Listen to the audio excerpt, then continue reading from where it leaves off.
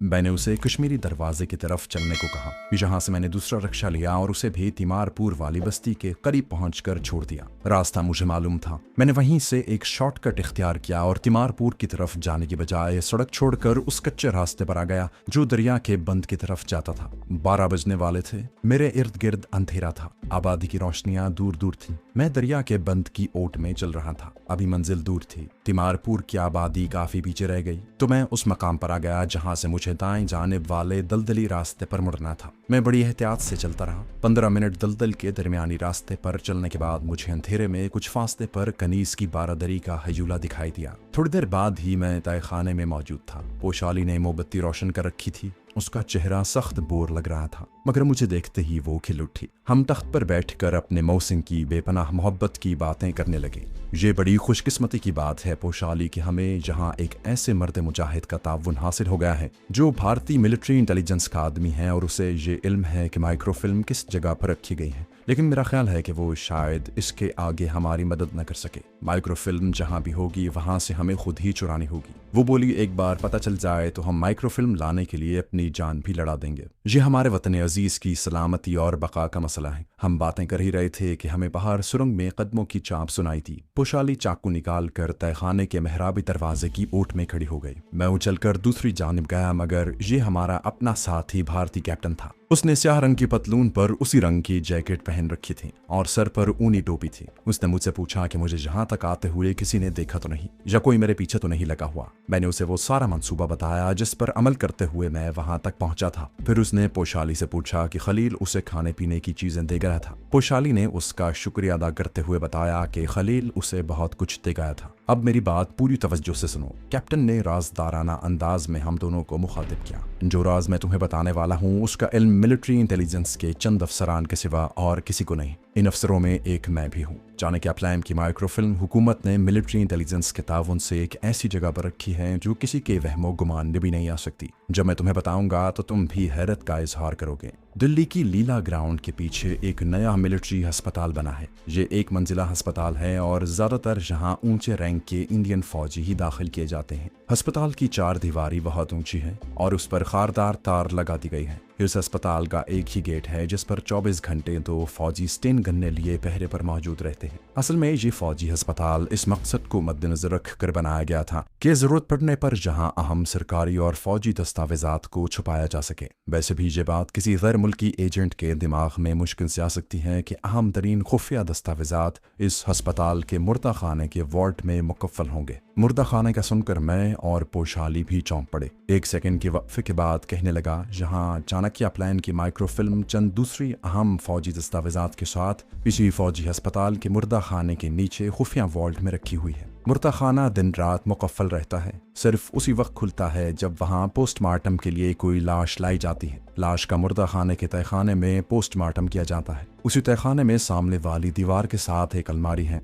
जिसमें इंसानी आज़ा मर्तबानों में रखे हुए हैं। उस अलमारी के पीछे दीवार में लोहे की सेफ गड़ी हुई है। सिर्फ सेफ का आहनी पट ही दीवार के बाहर नजर आता है, बाकी सेफ दीवार के अंदर है। इस सेफ पर कंप्यूटराइज्ड ताला लगा हुआ है जिसकी कॉम्बिनेशन का सिर्फ रक्षा मंत्री यानी वजीर दिफा और डायरेक्टर जनरल मिलिट्री इंटेलिजेंस को ही इल्म है। ये कॉम्बिनेशन मुझे भी मालूम नहीं है, लेकिन वहां तक पहुंचने के बाद तुम रिवॉल्वर की गोली से उसे खोल सकते हो। ये बड़ी खुशकिस्मती की बात है कि इस आहनी सेफ में बाज मजबूरियों की वजह से बढ़ती रॉ नहीं दौड़ रही। मैंने दरियाफ्त किया हम अस्पताल के अंदर किस वक्त आसानी से दाखिल हो सकते हैं। कैप्टन ने कहा, तुम किसी भी वक्त आसानी से या मुश्किल से दाखिल नहीं हो सकते। इसकी एक वजह तो यह है कि उसके गेट पर हर वक्त 2 फौजी स्टेन गनने लिए पहरे पर मौजूद होते हैं। दूसरी बात यह है कि अस्पताल के गेट पर 2 क्लोज्ड सर्किट टेलीविजन कैमरे नस्ब हैं जो हर लम्हे गेट के अंदर बाहर और खारदार तार वाली दीवार की तस्वीरें मॉनिटर रूम में भेजते रहते हैं जो अस्पताल के गेट के अंदर बिल्कुल साथ ही बना हुआ है। पोशाली कहने लगी, लेकिन हमें हर हालत में सबसे पहले फौजी अस्पताल की 4 दीवारी के अंदर दाखिल होना होगा। मैंने पूछा, अस्पताल का मुर्दा खाना किस जानिब है? कैप्टन ने अपने सर को उस बात के अंदाज में आहिस्ता आहिस्ता हिलाते हुए कहा,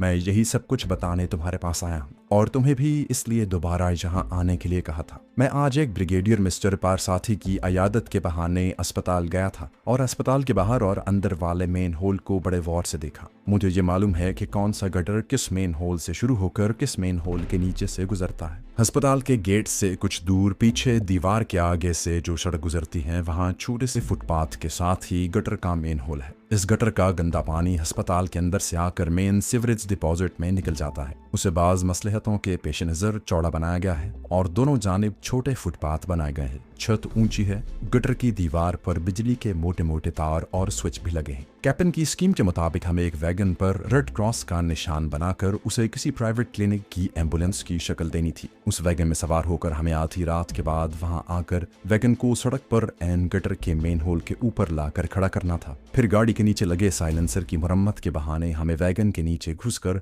बारी बारी मेन होल का ढक्कन उठाकर नीचे गटर में उतर जाना था। उस मर्द मुजाहिद ने बताया कि ये गटर अस्पताल की दीवार के नीचे से गुजरता हुआ हमें कम से कम 150 कदमों के फासले पर पहले मेन होल की बनी हुई सीढ़ी तक पहुंचा देगा। उस पहले मेन होल से जब हम बाहर निकलेंगे तो अस्पताल की 4 दीवारी के अंदर मुर्दा खाने वाले कमरे के ऐन अक़ब में होंगे। जब ये मर्द मुजाहिद हमें अपनी स्कीम की तमाम जुज़ियात और तफसीलात से आगाह कर चुका तो बोला, मुझे अफसोस है कि इस मिशन पर मैं तुम्हारे साथ शामिल नहीं हो सकता। यह मिशन तुम्हें खुद ही मुकम्मल करना होगा, लेकिन मैं तुम्हें कुछ ऐसा अस्तहा ज़रूर ला दूंगा जो इस ऑपरेशन में तुम्हारे काम आ सकता है। जहाँ तक वैगन का ताल्लुक है उसका बंदोबस्त खलील करेगा। ये पुरानी वैगन होगी और तुम्हें खलील के तिमारपुर वाले गिराज के बाहर खड़ी मिलेगी। मैं चाहता हूँ कि तुम कल या परसों आधी रात के बाद अपने मिशन पर अमल शुरू कर दो। कल रात के वक्त गिराज के बाहर वैगन तुम्हें तैयार मिलेगी। अल्लाह के हुक्म से जब तुम माइक्रोफिल्म निकाल लाने में कामयाब हो जाओगे तो तुम उसे पोशाली के पास रहने दोगे। वो इसी तहखाने में वापस आ जाएगी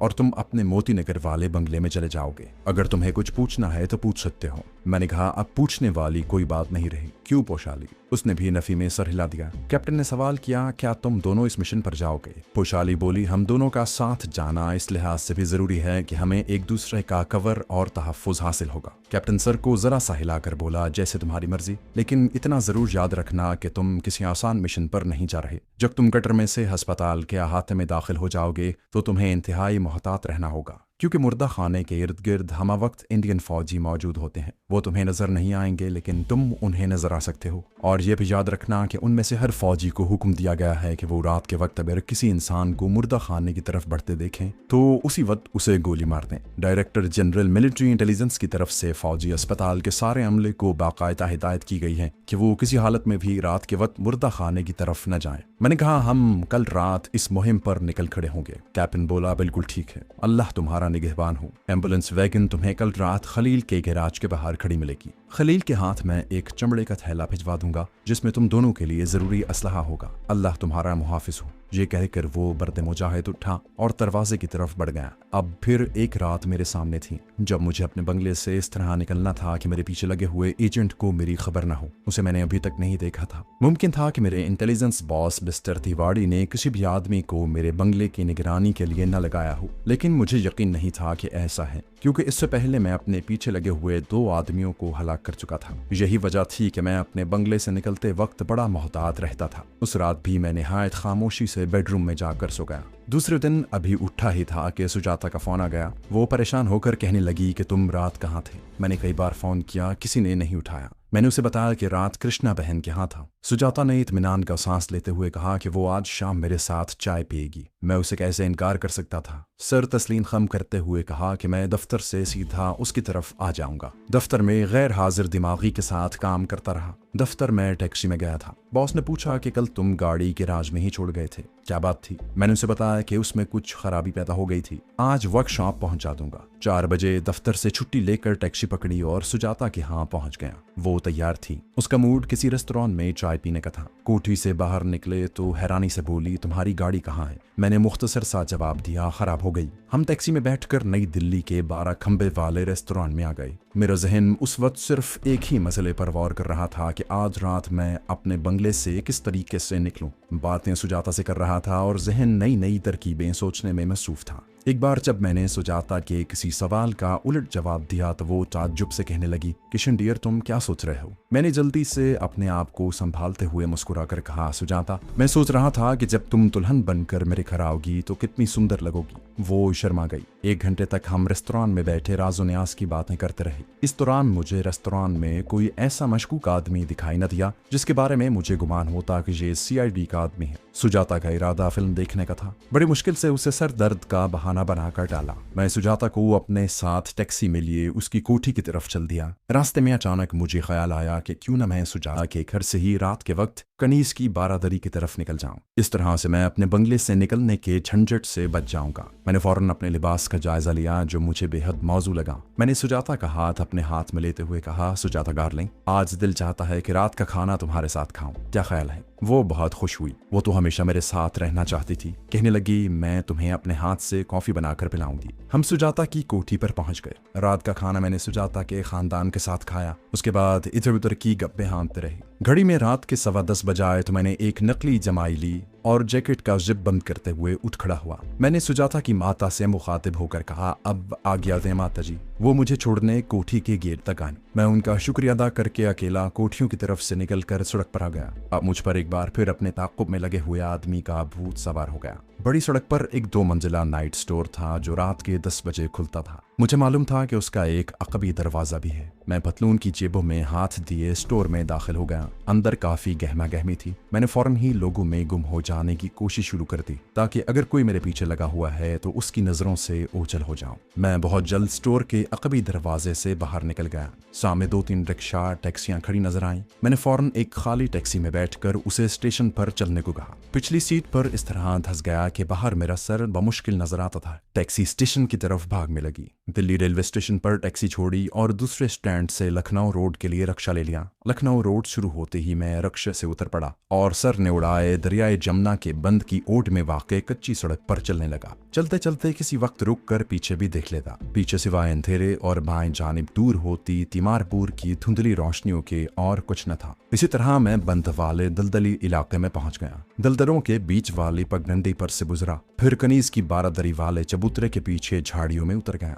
इन झाड़ियों को इधर उधर हटाता चबूतरे के शगाफ में दाखिल हुआ। सुरंग में जाते ही कदरे बुलंद आवाज में कोड नंबर बोला। दूसरी तरफ से पोशाली निकलकर मेरे सामने आ गई। अंधेरे में उसने मुझे बाजू से थाम लिया और गहरा सांस लेते हुए बोली, तुम लेट हो गए। तहखाने में मोमबत्ती रोशन थी। मैंने पूछा, तुम तैयार हो? उसने चमकीली आंखों से मुझे देखा और बोली, क्यों नहीं। मैंने कैप्टन के बारे में पूछा। क्या कैप्टन चमड़े का थैला दे गया था? पोशाली ने तख्त के नीचे से चमड़े का काला थैला निकाल कर मेरे सामने रख दिया। इसमें सब कुछ है जिसकी हमें जरूरत पड़ सकती है। फिर पोशाली ने थैले में से सारी चीजें निकाल कर तख्त पर रख दी। मैं इन चीजों को गौर से देखने लगा। इनमें 2 साइलेंसर लगे पिस्तौल, 6 दस्ती बम और 1 फुट लंबी लोहे की 2 सलाखें थी जो आगे से जरा जरा मुड़ी हुई थी। ये आहनी हुक्कें मेन होल का ढकना उठाने और मुर्दा खाने का ताला तोड़ने के लिए थी। हैंड ग्रेनेड हंगामी हालात में इस्तेमाल करने के लिए थे। साइलेंसर लगे पिस्तौल से मुर्दा खाने के बाहर सेफ का कंप्यूटराइज्ड ताला तोड़ना था और मुर्दा खाने के बाहर किसी इंडियन सिपाही से मुठभेड़ की सूरत में उसे अगली दुनिया में पहुंचाना था। पोशाली के लिए एक स्याह तंग पतलून, स्याह जैकेट और स्याह कैनवस शूज भी थे। पोशाली ने फौरन लिबास पहन लिया। मैं पहले ही नीली जैकेट पतलून में था। सर पर बांधने के लिए उस थैले में 2 स्याह रुमाल भी थे। हमने वो रुमाल अपने सरों पर बांध लिए। एक पिस्तौल पोशाली ने और एक मैंने अपनी जेब में रखिया। 3 दस्ती बम पोशाली ने और 3 मैंने जैकेट की जेबों में डाल लिए। फुट लंबी आहनी सलाखें हमने अपने सामने रखी। अब हम अपना अटैक शुरू करने के लिए बिल्कुल तैयार थे। खलील भाई पोशाली को जो खाना दे गया था उसके साथ कॉफी से भरा हुआ एक थर्मस भी था। हम अपने मिशन की तफसीलात पर गुफ्तगू करने लगे। 12 बजने में अभी वक्त था। हम ठीक 12 बजे वहां से निकलना चाहते थे। जब घड़ी ने रात के 12 बजाए पोशाली को चलने का इशारा किया, वो फौरन खड़ी हो गई। हम शिगाफ से निकलकर झाड़ियों में से गुजरकर कनीज की बारादरी के खंडर के पास आ गए। हमारा रुख तालाब के करीब खलील के पुराने गिराज की तरफ था। गिराज के करीब आते ही अंधेरे में एक तरफ एक वैगन खड़ी नजर आई। उसकी दोनों जानिब रेड क्रॉस का सुर्ख निशान बना हुआ था। हम अतबी सम्त से अंदर दाखिल हुए थे। फौरन ही खलील अंधेरे से निकलकर हमारे सामने आ गया। उसने भी काले रंग का गर्म कोट पहन रखा था